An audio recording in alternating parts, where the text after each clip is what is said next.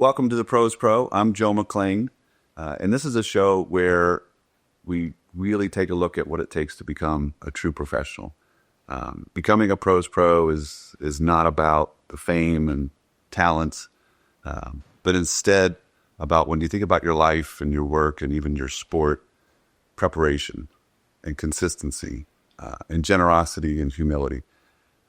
And for that's probably what we want to capture, for the most of the time. And this is something for me. We're really thankful to have you here and talk about this. You're someone that we've always admired, not just because of your toughness and the championships, but really your grace, your poise, and a calmness of how you carried yourself.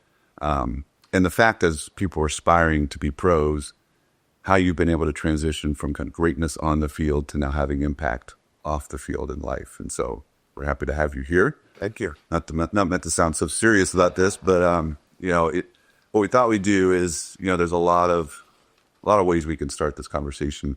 Obviously, the championships and persevering and having success in New York for 16 years and playing 210 games straight and the toughness that requires. But I thought when you think about getting to that point, there's got to be a foundation that started early in life, without football and all the other things going on. What were some of the non-negotiables in the Manning household when you were growing up? Well, I think having a father as a role model was huge. And my dad, I knew he played football, but he retired when I was 4 years old. I didn't remember him as a football player. I never went to games or remember going to games, but I just remember him being around. And he, I saw people come up and ask for autographs or ask for pictures. At first, I just kind of thought that's what dads did. I eventually figured out, he was a little bit different. And but he signed every autograph. He took every picture. He introduced his kids to people. He was just courteous. He was kind to everyone that came around him. Our number one rule with having three boys is, we can never talk back to my mom. We can, she's the queen and she, we do whatever she says. And that's still the case. I'm the baby, of course. And so, I'm pretty sure I'm still her favorite. I talked to my mom on my way here today. So, and still very close to her. But I think, my dad knew the importance of sports and he wanted us to play sports, but he wasn't on a mission to make us professional quarterbacks by any means. He wanted to raise kids that were kind, that had a great work ethic, and he thought sports could do that. Had teamwork and dedication and commitment, dealing with success, dealing with failures, and then he wanted us to do well in school, be well-rounded boys, and so. I think that was kind of the starting point. He always kind of talked about never do anything halfway. Mm-hmm. If you say you're going to do it, go all in, do it, finish it, and do it to the best of your ability. And really, we've kind of taken that to anything we've ever committed to. Mm-hmm. Hey, we're going all in on this and be fully committed and dedicated to doing our best. It didn't feel like there was any rush to that, too, right? Because I don't think you started playing tackle football to the 8th grade. Right. Right, and so you're playing all the other sports, and I think you got to be a coach, yeah, and Little League and all those other things, and so there was no rush to going all in on something. No, I think that was find your passion, and that's what he wanted us to do. And my dad played college baseball. He played, while he was playing college football, he loved sports. He loved to be around us and coach our teams. And the number one rule my dad had was, as we got more into any of the sports, that he was never going to make us go out and throw passes or shoot baskets or catch ground balls. If we wanted help, though, if we asked him, he would drop whatever he's doing and come out and do it. Hey, Dad, I missed some, 2 free throws in the game yesterday. Will you come feed me as I shoot 50 free throws in the backyard? Hey, Dad, will you come hit me some ground balls, some baseball? I had an error. Dad, will you run some tail ends of some routes? Or hey, I'm bringing a couple of my receivers to the high school. Will you come with us and kind of coach them up? He loved doing that stuff, loved being around it, but it had to come from us. Mm-hmm. He was not going to live, his sports dreams through his kids. He kind of said, hey, I did my sports. I did it. I loved it. And if you want to go that route, happy to be here for you and help you along the way, but it's not going to come from me forcing you to do anything. and he wanted us to find what we were passionate about. And again, I played baseball through high school. I played basketball through high school, and football. I was playing flag football and playing for my school. And yeah, it wasn't until 8th grade that I started playing tackle football, and always had a passion for it. Always playing in the front yard with kids, but probably wasn't until my sophomore year of high school where I said, hey, this is what I want to do. I want to pursue this a little bit more and back off some of the other sports and hopefully one day, play college football. Yeah. You talked about your mom. Your moms are the best. And anytime you hear her talk about you guys, you hear it out loud. You can hear the belief that she had in all of you guys, no matter what you did. Obviously, to raise you to be gentlemen and to persevere and to always compete, but do it in a thoughtful way. And I think when you have someone believe in you, like that's the greatest gift you can give somebody else is your belief in them. Yeah. Even when they may not believe in themselves at all times. Was there ever self-doubt you had kind of going into now thinking about high school and future college where you were able to look back on some of the beliefs that others had in you? Yeah. Your mom? Yeah, no question about it. There's always going to be doubts. Hey, is this, especially when I'm growing up, I have a brother who's 5 years older than me, who is, the number one player in high school at the quarterback position. He's in college. He's up for the Heisman Trophy. And here I am kind of figuring out, how to win games in high school, and am I competing against him? Am I trying to be him? Am I trying to be as good as him, or am I just, do I have that same ability? And so there's definitely going to be doubts after a bad game or bad practice about kind of where you stand and what you need to do. And always, I think it was more just having a mom that was there to give me a hug no matter what. Right. She didn't care if we won or lost. She didn't, she was just there to support us. My mom never complained about anything. I think I kind of get that personality from her where, hey, whatever's happening, I'm happy to be there. I'm going to roll with everything. I'm sure she didn't want to go to 10,000 basketball games and baseball games and football games as a mom, but she went to it. She was proud to be there. She supported us, got us prepared for every game, loved the pregame meals and having the teammates over after games and loved, hosting and being a part of it. And just, seemed like she was loving the whole thing. And years later, I see it with my own kids of the commitment and what's going on. It's not always that fun. It's hard work, but she, did it with a smile and grace. And so just have that attitude that, kind of whatever you're doing, have fun with it, enjoy it, find the best in it. And that'll, kind of lead to a happy life. So you had the good car ride homes. In terms of parents just be embracing whatever just happened, and not really probably overjudging what happened and why it didn't work out that day. No doubt. That's cool. No doubt. So as you started, you said sophomore year, started thinking about football and really starting to lead into that and to excel. You started having kind of probably a different level of preparation to get to the next level, and then obviously you have a great high school career and you make the decision to go to Ole Miss.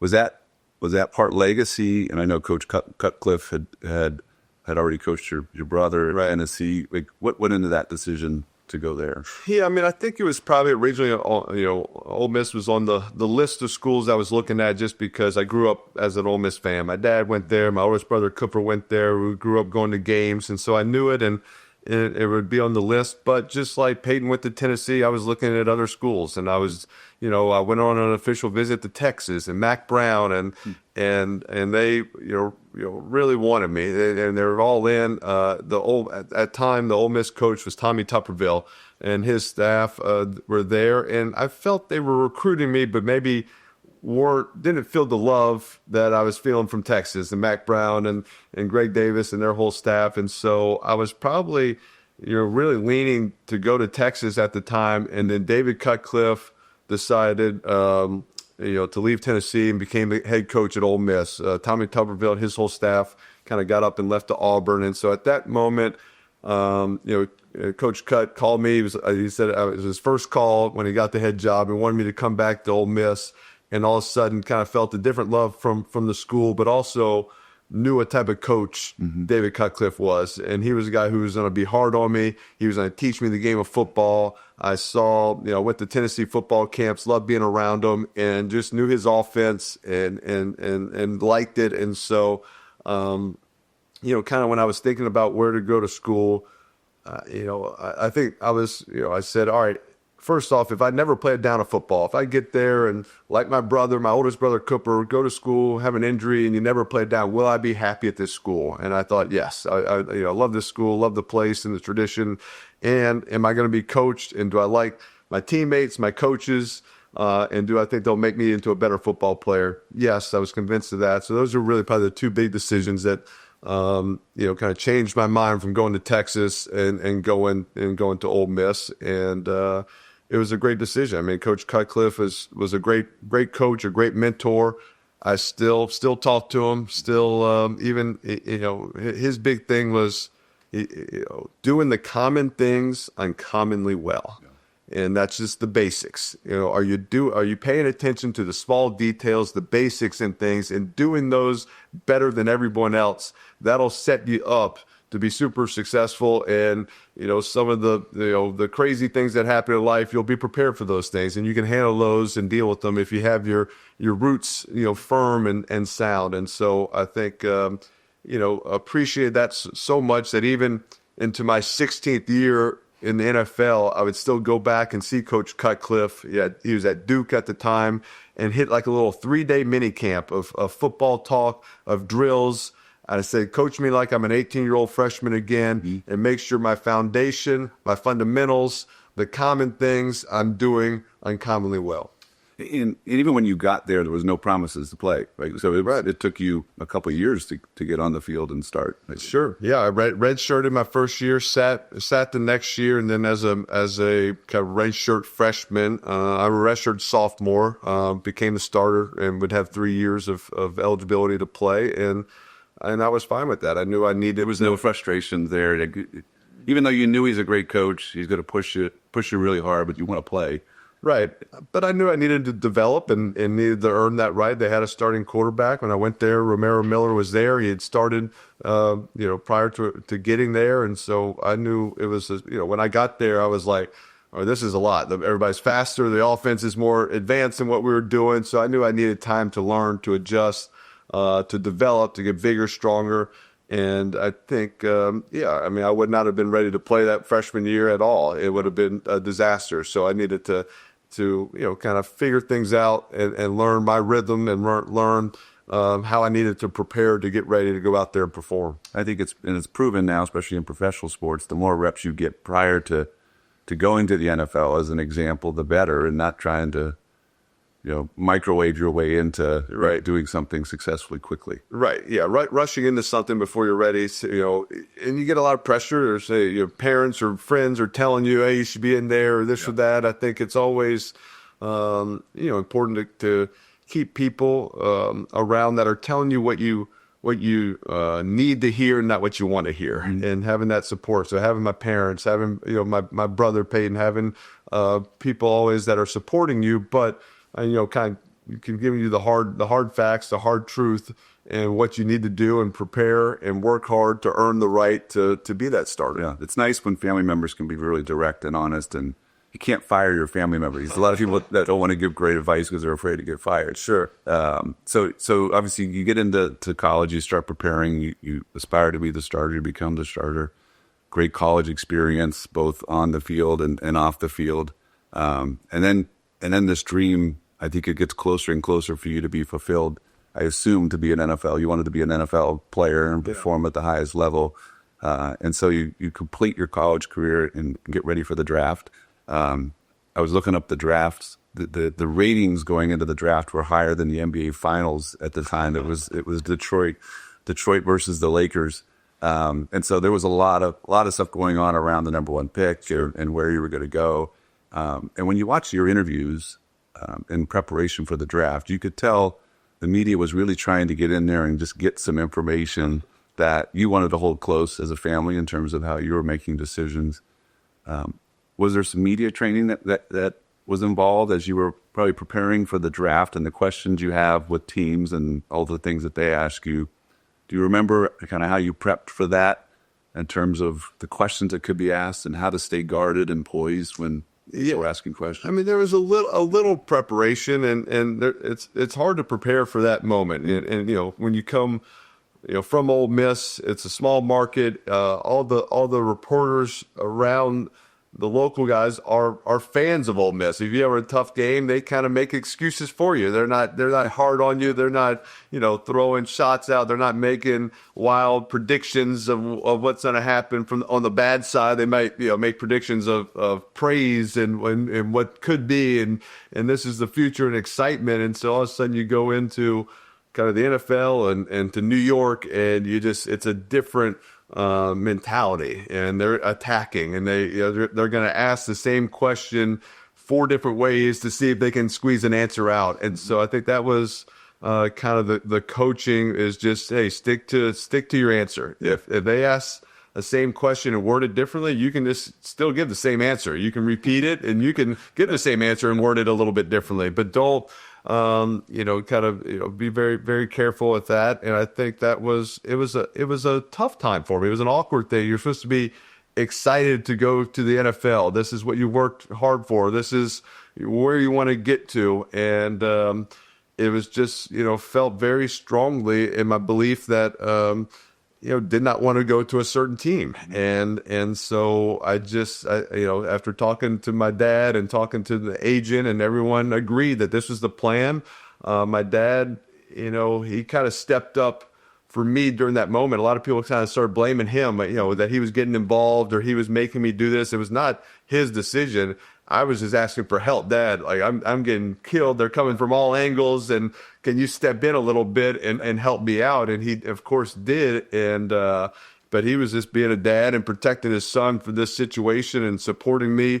And even though, whether he truly believed I should be doing that at the time or thought it was the best decision at the time, I don't know then if he truly knew, but he does what a dad does and steps up and guards his kid and tries to protect them. Now do you ever really know? But you could tell you weren't hiding behind it, but he was definitely stepping up and taking some bullets there for you. He was taking some bullets for you, for sure.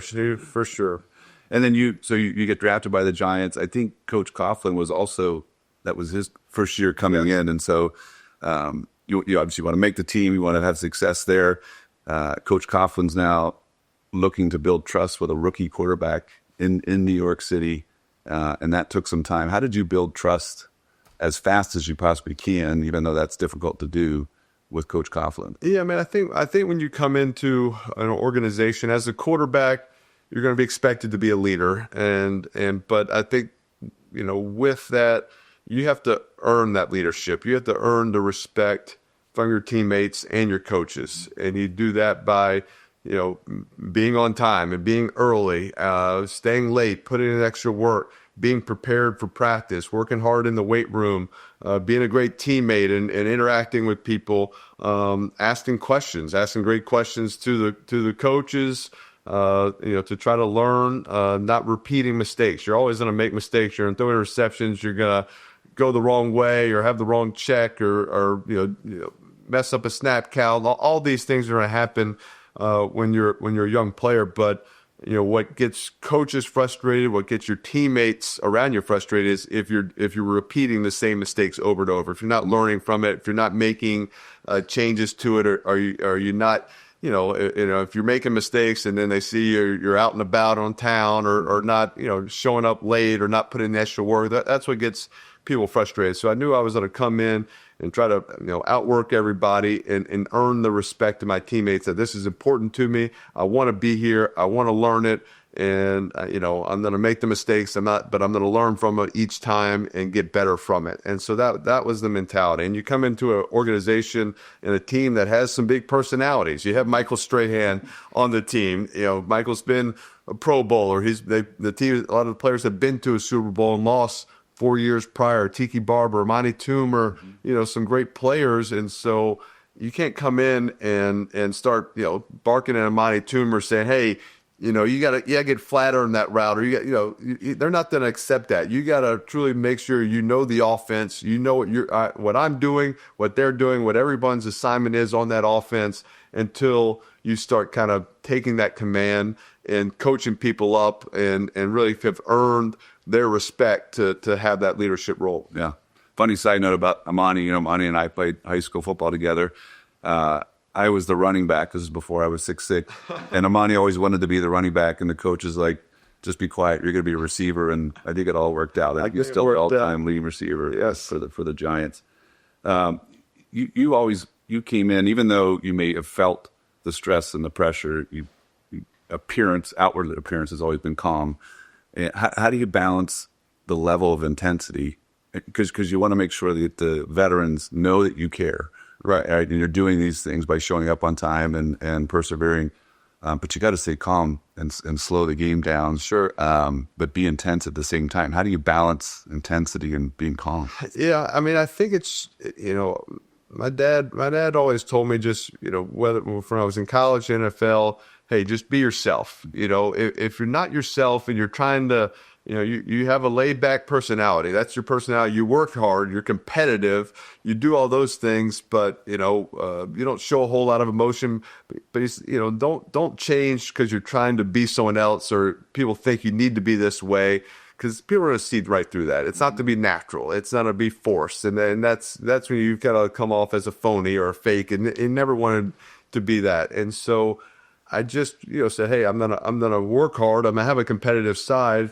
I think it was kind of just I didn't want to give the satisfaction to the other team if they saw me down or saw me yelling at someone or kicking. Then they would think, we got him flustered or we got him mad. So I never wanted to give that satisfaction. And then kind of even with the success or the good stuff, hey, you give a fist pump, show some excitement, but I'm not gonna run around and make it about me either. Sure. And so I was always wanted to give credit, let celebrate the other guys, praise the other people for their good plays and the successes, but willing to kind of take the heat, take the blame when things weren't going well. Mm-hmm.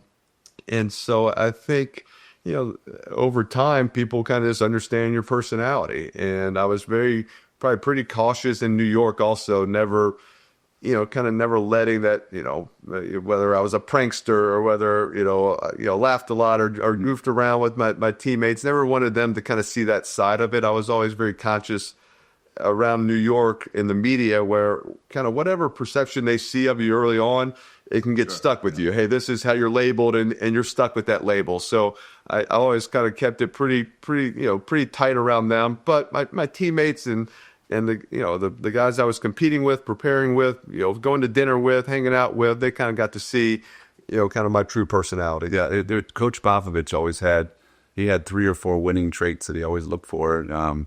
One was a will to win, obviously work ethic, but the number one at his when he was assessing who was going to be a great teammate was, do they have a sense of humor? Right. And he thought, like, if you have a sense of humor, then you're willing to laugh at yourself, not take yourself too seriously, but also it's selfless, that it's not just about yourself. Right. So there is a way to show your humor out there, but you don't have to do it in a way that's probably off-putting to someone that's very committed to wanting to win championships. Exactly.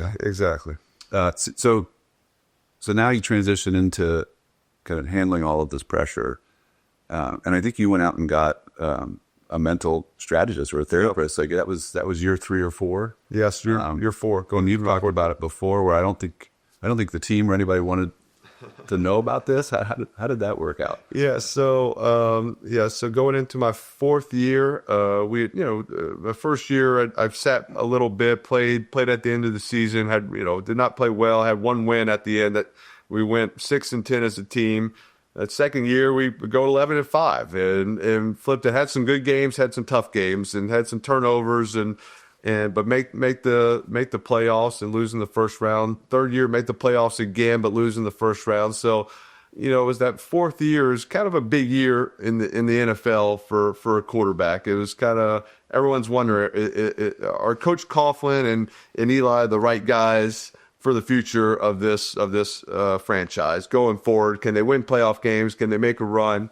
And just thought this was a time I needed to, raise my level a little bit and do whatever possible to get over that hump and whatever it might be. And so just make sure I was mentally strong. And so our quarterback at the time was a guy, Mike Sullivan, who went to West Point. And he, was, connected to a guy, Nate Zinser, who was the, kind of sports psychologist at West Point, and worked with the cadets, but worked with the athletes as well. And so he kind of recommended that this could be helpful. This in conversations with Coach Sullivan and different things. And so I said, I'm all in. I'm happy to listen to it and see if it works. And so met with Dr. Zinser and thought it was great stuff and doing things I never really thought about and so pursued it. But this was before anyone had a sports psychologist. This was like Coach Coughlin knew. Coach Coughlin knew. The mayors and the Tisch, the owners knew, but it was on like super alert, down low key, don't tell anybody. And this was we not want the media to find out that I have a sports psychologist, because they're going to run with it and say what's wrong with his head? Why is he they're going to turn this into a negative somehow. So but I would meet with them, met with them through this kind of spring and summer before the season, and then during the season met with them every single week of the football season. And that year we kind of it was ups and downs still, but we make the playoffs and then make a run and win the Super Bowl. And so was kind of secured my spot as the quarterback, secured Coach Coughlin's spot as the head coach for the Giants. And still we kind of did the same program with Dog Disease, his name, Nate Zinser, for 16, or I guess the next 12 years of my career. Met with him every week. And,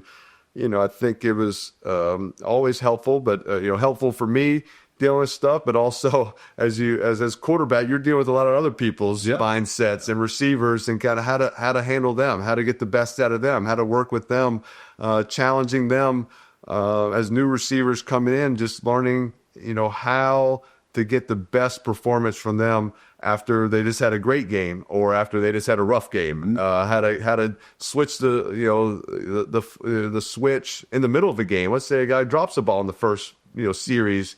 How will he handle that? Will he be able? What can I say to him that's going to get him to forget about it and raise his level of play instead of going into the tank and making things worse? And so these were the things you thought about during the off season, that you kind of worked on it during practices, sitting at lunch with them, kind of learning their psyche, just so you knew how to handle every situation that would come up. And so I thought it was a big advantage and a big help, and a big part of my success. And then that teamed up with Coach Coughlin, who was a great mentor. 12 years as my head coach. When I came to the Giants, I'm 22 years old. I left. When he finally left, I'm 34 years old. I'm a grown man at that point. So he was there for such an important time in my life, and still talk to him and very close with him, and his I guess dedication and commitment to preparation. He loved preparation. He thought that was the number one thing that you had to do as a player, and kind of always talked about if he had 4 hours to chop down a tree, the first 3 hours going to be you sharpening the axe. And that's an important thing. That's where you win games. And so just kind of bought into that importance of preparation, doing the common things uncommonly well, being gracious, being kind, giving credit out. Those are probably the principles that led to some of the successes of my NFL career. I think it sounds consistent that you've outside of the professional locker room you had in sports, you've built this great locker room in life that you can turn to for all different things that extend far beyond football. When you were, I think you kind of fast forward now to being a player, but then also teaching the game, like the Manning Passing Academy. I think you've been heavily involved even when you were playing with the Giants. And now when you look at the Passing Academy, it's more than just a camp. It's a family legacy that you obviously get to spend time with your brothers and your dad and your family members. But then you start teaching. Is there something you learned when you started teaching the quarterback position and leadership? I just got done coaching my eighth grade CYO basketball team, and the one thing that Lute Olson did at the University of Arizona, we never saw him take one basketball shot. That was just amazing. Like, he could just teach it and communicate it, and I couldn't do it like 2 weeks ago, and I was like playing and showing them how to do it, and then I think it blew my knee out. I could barely move. Like learning how to teach it is different than playing it. Are there things that you were able to learn just by serving the quarterbacks at the camp? No, I think 100%. I think it made me a better player going back to camp and trying to, teach a 14 or 15-year-old kid the proper, footwork or mechanics to a 5-step drop, or a movement in the pocket, how you're supposed to move, or what, is your back leg move first or your front leg, and kind of thinking through it. It's like some of these things you don't think about, you just react and you move, but like, all right, what is the most, efficient way to do this, or the best way, and thinking through, kind of playing, hey, how am I going to coach this? How, what drills am I going to do? Thinking through, what drills did I enjoy the most, or thought made me better as a player, and teaching these kids. So I enjoyed it. I enjoyed, kind of seeing the passion in some of these kids that are growing up and want to be the starting quarterback in high school, and a lot of them, aren't going to play college football. These are kids that are just trying to earn a spot or be a spot on the JV team, and so to see their passion and try to kind of teach them some of the drills, but also teach them the fact that you can't get better in 3 days. We're going to teach you some fundamentals. We're going to teach you some drills. We're going to teach you, the proper technique.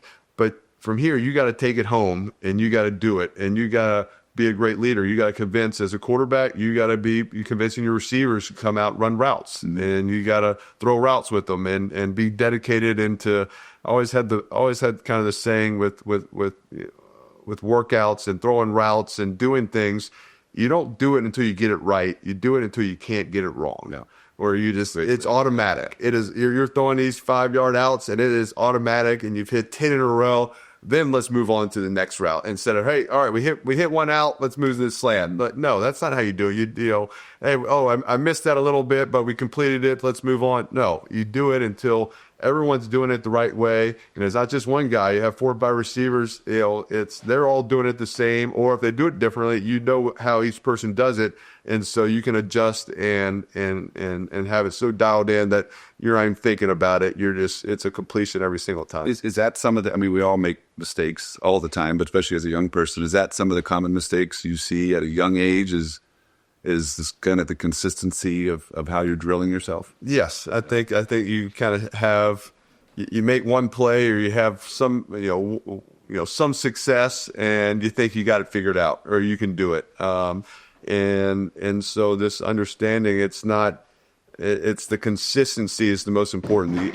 It's not the wild, crazy, scrambling play that those make the highlights. And those are great that you have that ability, but the super successful people and the great talents are the ones that can complete the slant and complete the outs and the open, simple throws every time. The ball comes on time, and you know where to go, and there's a game plan, and there's a system, and there's a reason for the success. And sometimes, hey, the other team has a better play call than you do. Can you make good decisions, and can you create those plays? That's amazing, and it's great to be able to do that. I didn't have that ability a lot of times to do it, so I knew I had to know where to go, get the ball out on time, and get the ball to the playmakers and let them be the great athletes. Yeah. So kind of just a transition here. You're working on all the traits to be a great professional on the field. There's all these other things that come with it in life. With money and things that could be a blessing or a burden in terms of a distraction. When you go back to then being drafted, and there's a contract that comes with it, right? Like I always say, I grew up with Larry Bird and Michael Jordan on my walls. I didn't grow up with NBA paychecks. I wasn't trying to become that wasn't what it was about. Right. But at the same time, it is part of it. And so you sign this contract, and at the time, this was before the collective bargaining agreement in 2011. This contract was a large one. It was over $50 million, with a lot of it guaranteed and a bonus. When did you start thinking about that part of the equation in terms of how to put a plan together, or how do you put people around this to give me great advice? Right. Well, I think the number one thing I thought when I signed the contract was, all right, I want to earn this contract now. So it wasn't about, hey, I got this and yay. It's like, no, I still got to go prove that I'm deserving of this. So that was the mindset that I wanted to earn it for the owners, for my fans, for my teammates, and prove I was deserving of it. And then secondly, luckily, another advantage of having a father that had been through this a little bit and know that he had. Kind of asked him, Dad, what did you do when you did this? And he had a team, and he was, with MAI or with IMG. And so my older brother Peyton had gone through the same process. So I really just said, hey, I'm going to do what they did. It's worked for them. They trust these people, and it's really a situation where I knew, that part would be taken care of, and my focus was going to be playing football. Yeah. And I didn't know necessarily what to do with it or how to do with it. I just wanted to, make sure it was secure and that I could play football. And if I did my job on the field, the other parts would work out. Yeah. So, I mean, it is something like personal finance and investing. It's not really they don't teach us that in college. Right. Even if they bring it up, I don't know if we're paying attention to it at a heightened level. At some point, did you start developing your own philosophy of kind of money coming in and out of your life and what the meaning of it was for you, what you wanted to do with it? I think, the kind of the game plan, because I was in a situation where I was doing, I was making money on football, but I was also doing some endorsements. And I think, that I didn't do many. My rookie year really said, hey, I want to, again, focus on football and make sure that's, the number one priority and make sure kind of the whole part about earning respect your teammates and you don't want to be out doing all these commercials and then not playing well or not showing up at practice. So it was like number one thing. But after, kind of was the starter and there I started doing, had opportunities to do some endorsements. So the game plan was really try to, not touch any football money, anything I earned on the field from the Giants contracts, put that away, invest that, be, fairly conservative and not trying to, get rich off that money, but just maintain it, grow it, and have it there. My dad always said, you never go broke making a profit. And we kind of said that, he used it in football terms because just, hey, find completions. The short completions are fine. You don't have to have the big home runs. You don't have to do that. Just keep making profits and little gains, and then try to live off my endorsements, my spending money, my kind of your daily life and your needs, or what you're buying. And so that was the game plan, and really have kind of stayed through that through my 16 years. And I think it's something when I was playing, I started in some off seasons. I would kind of get somewhat interested in, hey, what are we investing in? What are we doing? How's it all working? Just kind of explaining some basic kind of business economics 101. And I took business classes in college, but kind of the same deal. When it's all of a sudden your money, you're a little bit more interested in, like, all right, how does this work? And what's the game plan? What's the 10-year plan? What happens if you retire? How long do I need to play? Just kind of figuring out some of those things to kind of know where you stand. And so always took an interest in it, but never wanted to kind of get in the way of the people who do this for a living, who are have success stories, who are looking at this every day at the business side of it, but just wanted to learn just from an interest standpoint of what the game plan does. I mean, as you said early on, you were always super conservative, producing income for yourself that you knew that income you could live off of in retirement, but keep it liquid and keep it conservative. Do you remember any financial mistakes maybe early on? Like I remember I made a little bit of money playing in Europe, and I gave it to a stockbroker. This was in '99, and at the time, technology stocks were just going nuts. Like everything.com was if it was a $10 mutual fund, it was $100. Within 2 months. And I was like, well, this investing is great. Everything goes straight to the top. And then March of 2000, the bubble bursted, and I lost it all. So I had an early, 24-year-old lesson that I learned for the rest of my life, to never really have FOMO and try to get rich quick. Was there any lessons you remember early on? Yeah, I think I was probably maybe 27 or 28, and at this point, so had played to kind of do my first contract, and I was kind of had a buddy who was in the wine business, and he had kind of had a vineyard and had wine, but he had this idea of kind of doing, kind of take wine in pouches and have it at concerts and a little bit more display. And I was like, it sounds interesting. It sounds good. And then like, let's do it. I'll put in $100,000, and kind of my, business guys were like, this, what, we don't know about this. I'm like, all right, I want to do this. I want to be committed, and I'm in. And a year later, it doesn't exist, and it's out and gone. It's just a clean slate. And I was like, all right, that's why I don't make decisions, and I don't know how to look at a business plan. And this was risky, and this was like, and it was a good lesson. And I'd never kind of going out on the limb. Any idea that comes up or anybody I meet, I say, hey, talk to my guys. My guys will make the decision. This was like the one time I kind of overruled them a little bit, and maybe kind of the last time, just saying, hey, talk to the guys. And now, still, I have more time. I kind of will take more meetings and listen to it, but still rely on my team and guys that are looking at these deals every single day, know where I'm allocated.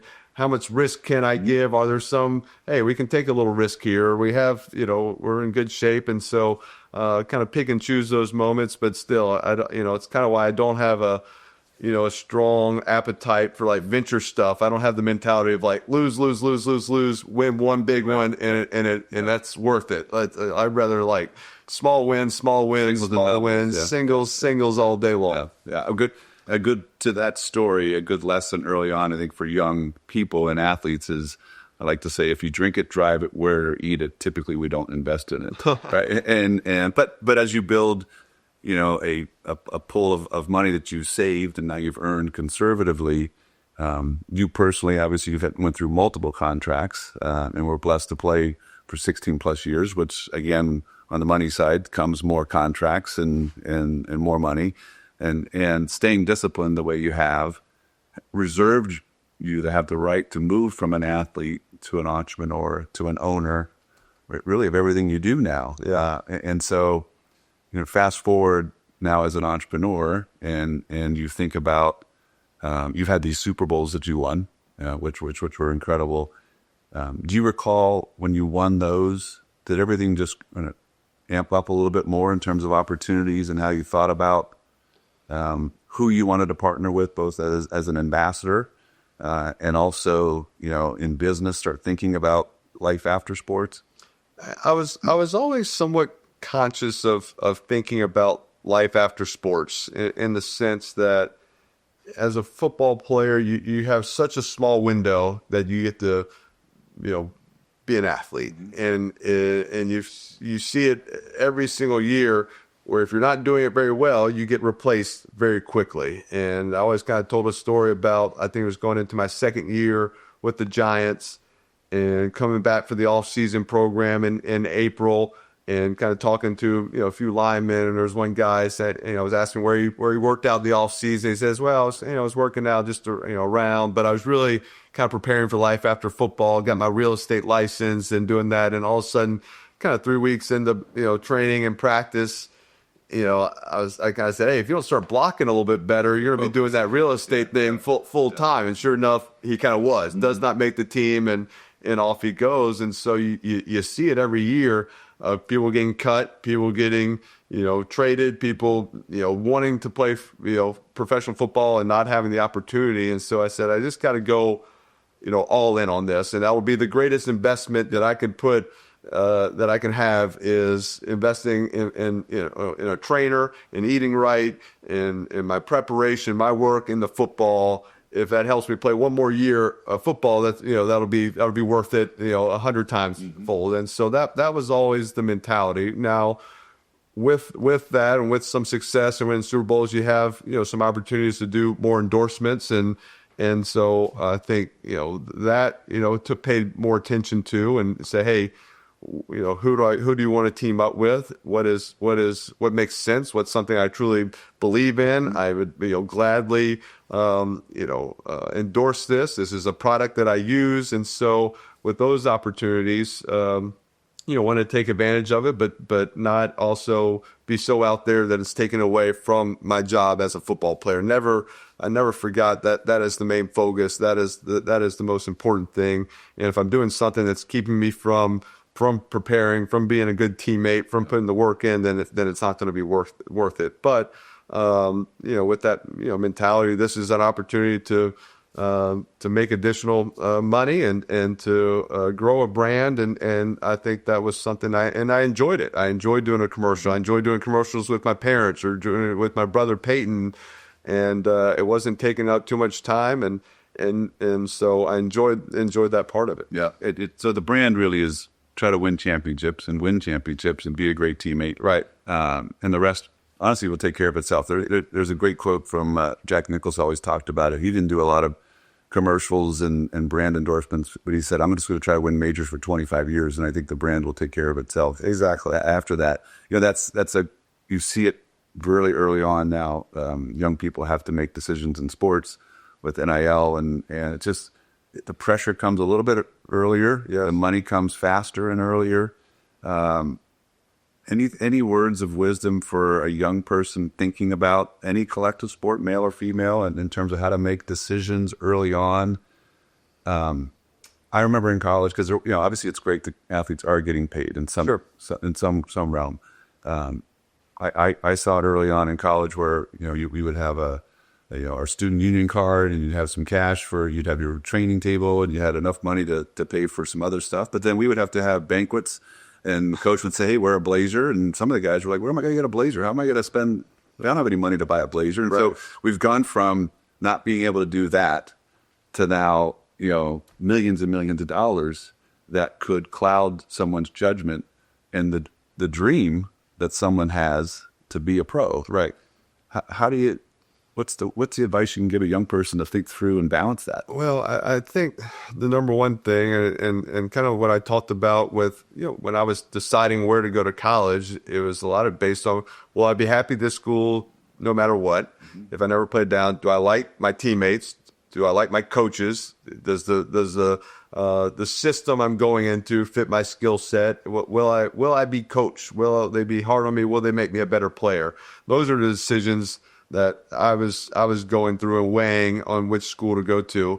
Not, and now these guys and girls have all right, they might think that, but also, this was offering me more money. And do I go to more money? Will that lead to happiness, or going into a place where you feel a sense of community and feel more like family? Is it close to your family? How far away is it from home? Like, what are the important things that are going to make you happy and give you the best opportunity to succeed in what you want to succeed in? And if that's in a sport, then, obviously that's kind of is an important thing. And obviously, everybody's in a different financial situation. Sure. I mean, where they're growing up and what they're going through. And, if it's millions of dollars, that's one thing. If it's, a couple $1,000, then is that the most important thing? Is that they're making happy? And so I think just, truly, kind of understanding, what situations are you going into that you have the best chance to be successful and to enjoy what you're doing is the most important thing. And if you do that and you have success and you work hard and have that commitment, the other things will work out. You'll have an opportunity to kind of get the endorsements and get that money on the back end. So I think that's the advice. I think that's harder, Sure. Easy to say, yeah. hard to commit to. And who knows what I would have done when I was 18 years old if I had that same situation. What are you chasing, and what's your family? Some of this decisions, it's not just about you. It's your family to get involved as well. And we all would be knuckleheads at 17, 18 with the amount of money that's going around. But the goal is to be a pro, in both in life and on the field. What's interesting is I've talked to some GMs and some NFL head coaches, and there is a part of them that like this because now they're watching how young people react to getting millions of dollars before they become a draft pick. Yeah. And so I don't know if enough athletes understand that everybody's watching. Yeah. And so buying an exotic car, or doing some of these frivolous purchases, everyone's watching how you're reacting at a much younger age before you get drafted now. No doubt. And I always kind of, told, my brother and I, Peyton, always talked about how we both love the game of football and probably would have played for free. Now, we never told the Giants or our ownership that, but like that was the mentality that we love what we're doing. So if you truly love what you're doing, do it for the right reasons and go do it. And if you're getting paid again, it's kind of the mentality. All right, if you're getting paid, now go earn it. Yeah. Go do it and feel good about accepting that. And I was always scared when the athletes start getting paid. Would there be kind of resentment in the college locker room where you have a fifth-year senior who's been there and he's getting paid a little bit money. He's an offensive tackle, and some kind of young quarterback comes in and he's getting paid a bunch of money, but he's not playing well, or he's redshirting, or he's it's like, is there going to be resentment within the college locker room, which I would hate, just because I love my college life and what it was. You're all we were all kind of 18, 19 to 22 years old. Kind of said, no one has money. You're kind of living off your scholarship check. You're all hanging out together. You're drinking cheap beer, and you're like in your dorm rooms, and like that was a special bonding time. And you don't want resentment. You don't want, hey, this guy's getting more than me. Everybody's in the same boat. Everything was equal and the same. And now it's a big business, and there's a difference going on, and you would hate to kind of change some of the great kind of moments of being in college and that experience. Yeah, and now you're in business. And for sure, I think the greatest things you miss when you stop playing, I'm sure the games and the fans and all that stuff, but the bus rides, the locker room, the schedule, the sense of accountability to other people, and then you retire from the game and you lose that locker room, but you've built this locker room in life that now you can turn to, and you think about ownership and production and what you're doing with the Manning cast. And I've just watched another episode of Chad Powers and all that. And then you also got into private equity and going to work, not just investing in private equity, but actually being an owner and an employee. And you've talked about how it almost feels like being a rookie again. Can you talk about the importance of how that's a good thing? Yeah, I mean, I think there was no master game plan when I retired from football. I mean, I retired from football. We actually, we go into a pandemic, basically, a month later, a month after I say I'm retiring from football, and for that first year, I didn't have anything going on. I wasn't announcing. I had no job. I had 4 kids. I was teaching my homeschool to a 3rd grade daughter who's I'm going over rhombuses and quadrilaterals and doing that, and it's a different type of math. Yeah, it's a different world. And after 3 months of that, I was kind of like, actually, I think I might go back and play. I'll go anywhere. I'll do anywhere. This is hard. This is different. But life went back to normal, and kind of stayed involved with football and had this opportunity for the Manning cast that I thought Peyton was playing a prank on me when he said, "Hey, I got an idea where we're gonna watch football from our couch and you can just make fun of me and we'll pay you to do it." I'm like, "Yeah, that doesn't exist. I don't have to go anywhere. I can just do it from my home." And he's like, "Yeah." And so, but because of that, it kind of kept me relevant. It can still do endorsements and it kind of, again, during that little stretch where I wasn't doing much. Had a lot of conversations with different people that I'd met through the business world about, from people running hedge funds, to venture funds, to private equity, to, other businesses, and try to just kind of figure out, I was always interested in that world, but never had a whole lot of time to get too invested into it and to learn more. And so used that time to have a lot of conversations, and eventually teamed up with the private equity group, Brand Velocity Group, that was kind of just getting started, and I got to know them through an investment in a company called Barbecue Guys, and just liked their approach to it. I liked that it was small, and they were kind of getting going because I felt like anytime we had a conversation or talking to another business, I could ask a bunch of questions to them. And I had questions. I was learning on the run here. Like you said, I felt like I was a rookie, and I'm asking my offensive coordinator, hey, why are we calling this play? Or, what happens if it's this coverage? Hey, what happens, why are we, investing in this? How is this going to grow? Asking all the questions, and they were small enough where, they weren't, hey, here's the rookie kid being annoying, asking questions. So they wanted to help me learn and to grow and to be an important part of the company. And so it's been an amazing learning experience. And I am starting at square one and kind of trying to figure out where I could be useful. What are my strengths? Knowing what my weaknesses are, and whether how much to attack the weakness or just kind of stay away from that side of it. Like reading a profit loss statement, like that's not my strength right now. And I don't have I don't love doing it. So I'm like, hey, maybe work on doing another part. I kind of take it to being a football player. I can't kick the ball, so I'm not going to be a kicker.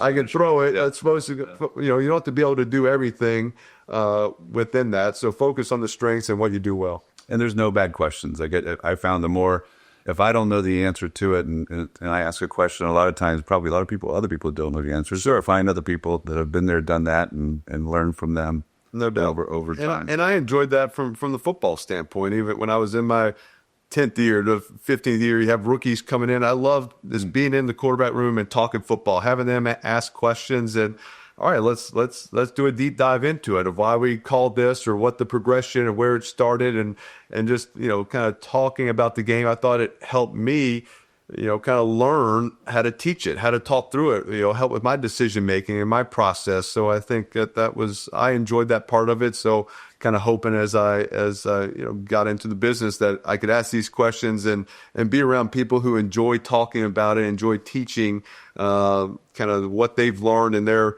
20 plus years of being in the business world. Yeah. And the last part of this is of aspiring to be a pro, and over time is this sense of having compassion and generosity. You're not, that's not something you've put out there publicly all the time, but you're an incredibly generous person, and you didn't necessarily build a big foundation, but set up a system and a process where you partner with others. Was there a moment where you saw value not just in giving your money, but also the time and the impact that you can have? Yeah, I think it was. I always wanted to give back, but I remember telling other guys and other players as they came into the NFL, hey, I want to get in. I want to start my foundation. All right, well, who you gonna help? He's, I don't know, but I'm gonna start it, and then we'll figure. I'm like, maybe kind of find out what you're passionate about, because you can start a foundation, but are you truly going to make an impact and make a difference and help people if you're not passionate about who you're helping and why you're doing it? And so that was kind of my thought process as I came to New York. And I say, hey, I'll kind of go to different events, or I'll see different things and kind of find out who I want to help and how I can be impactful and make a true difference. And it always kind of came back to visiting a hospital and seeing a child that's sick, and it just hurt me. It hurt the soul just because I thought about my childhood, and it was pretty easy. I went to school and I played sports, and I had my family, and it was laughs, and you kind of do your work and you play. It was fun, and it wasn't real complicated. And to see a 7-year-old boy or girl going through chemo or radiation, you say, well, this isn't fair. They didn't do anything to deserve this. And so it always kind of hurt me, and wanted to go in there and try to lift their spirits for a little bit. And just after a while, I said, well, lifting the spirits is fine, and it's a good deed, but I'm not making a difference. I'm not helping them get healthy. And so that's when kind of had the opportunity to team up with Hackensack Meridian Health, and the Giants were doing a partnership, and I wanted to come in and kind of take over and be the captain of this Tackle Kids Cancer initiative that they were doing. And so that was 10 years ago now. We've raised over $30 million for that, and then have teamed up with other charities. One's Guiding Eyes for the Blind, because when I was 27 years old, one of my my best friends growing up, his father was a was blind. He was a blind golfer. He was doing this charity event, and he said, "Hey, will you come?" Kim Venturi's kind of retiring as the celebrity kind of spokesperson for this charity event. Will you do it? And I was like, well, when you're 27, you kind of do. Your friend's dad asks you to do anything, you just do it. Sure. You don't think about it. I kind of just thinking back. When I was 14 years old, if he told me to take out the trash or clean up the room, we made a mess, I would do it. So I do the same thing. And so, but it started off as just showing up at one time, and then you learn about the impact that the funds are making, or difference that guide dogs are making in people's lives. And and now 18 years later, I'm on the board and doing capital campaigns and raising money and awareness. So you just kind of get started naturally. And so I never started a foundation to, because there was different groups and different, people and different things I wanted to help. And felt like I was making a stronger impact and making a bigger difference this way. I think you and Coach Coughlin have had a great impact together, not just, think about back in 2004 when you came together as a new coach and a rookie quarterback to now doing a lot of giving.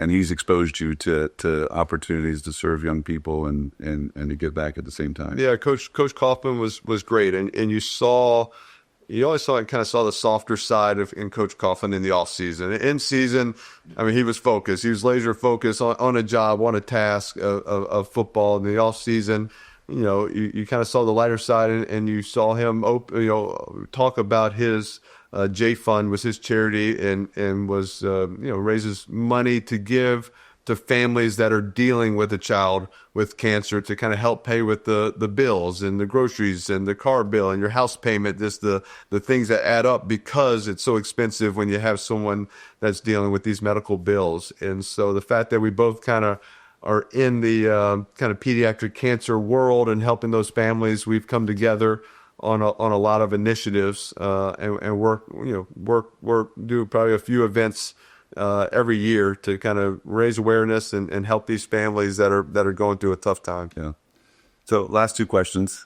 Now that we think about this goal and aspiration of people wanting to be, the pros pro and focus on kind of what it takes to get that done, how would you define that for somebody? Well, I'd say the number one thing is you got to find something that you truly love, and if you find that, pursue it and go after it and make that the most important thing. Mm-hmm. And so I was lucky enough to find that in football. That was my passion. That's what I wanted to do. And like I said, I would have done it for free. This was not about making money. It was not about being famous. It was about enjoying watching film, the lifting weights, the being a leader on the team, of game planning and practicing and making mistakes and repeating it and going after and doing extra work. Everything, I love every aspect of it. And so I always kind of felt, even with the Giants, that we would draft people that maybe there might have been other people more talented, but these people had the right work ethic, commitment, and loved the game of football so much that they were going to be great teammates, and they would work in that culture. So I think that's the number one thing, and just pay attention, and like kind of Coach Coach Cutcliffe said, do the common things uncommonly well. Enjoy the preparation and the hard work that goes with it, and just try to, like my mom, just try to enjoy every aspect that you're going through. There's going to be some times where you have to give up other things to do your work, but if you go in with that attitude that, hey, I'm missing something or I'm mad about it, it's not going to be successful. Enjoy where you are and what you're doing. Have a smile on your face, and I think those kind of attitudes are contagious around the people that you're with. And so I've just been fortunate to have so many great mentors and people in my life, and kind of steal some of their best attributes and learn from them and try to bring it into my world. Well, you covered the second question, which was any final last words of wisdom for a young person. So thank you for that. But I think your mom would be proud. She's raised a very compassionate person, someone that's intensely competitive, but has always done it the right way. So thank you for joining us. Thank you, Joe. Okay.